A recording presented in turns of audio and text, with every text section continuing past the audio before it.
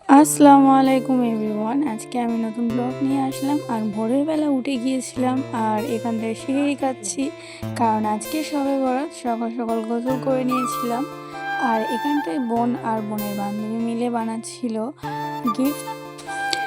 মসজিদের সামনে ছোট প্যান্ডেলটায় আজকে হবে মিলাদ, কারণ আজকে শবে বরাতের জন্য সবাই একটু খতম দিয়েছিল। আজকের দিনটা খুবই স্পেশাল। আর এখানটায় আমার ভাই একটা ঘুড়ি বানিয়েছিল, যেটা প্লাস্টিক দিয়ে। শবে বরাতের আজকের দিনটা খুবই স্পেশাল আর এই দিনটা বছরে একবারই আসে। দিনে আমি দুপুরবেলা প্রজেক্ট করছিলাম, তারপরে বিকালবেলা দেখলাম যে বোন এখানটায় রান্না করছে।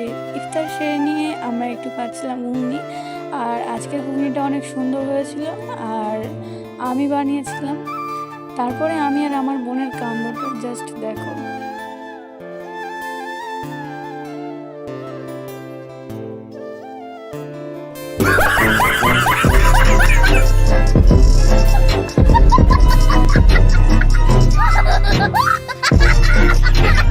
খাওয়া দাওয়া শেষ করে আমরা রাস্তায় চলে এলাম আর এইটা আমাদের বাড়ির সামনেই হচ্ছিল।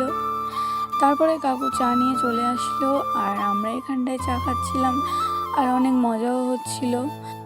এশার নামাজ পড়ে দোয়া করে তারপরে এখানটায় মিষ্টি দিচ্ছিল। আর আজকে সকালের জন্য অনেক ভিড় হয়েছিল, যেহেতু সারা রাতের নামাজ। এখানটায় আমরা 5 জনই না, আরও অনেকেই পড়তো আর তাদেরকে বিয়ে হয়ে গিয়েছে। আর মিসিও, তোদেরকে অনেক মিস করছি।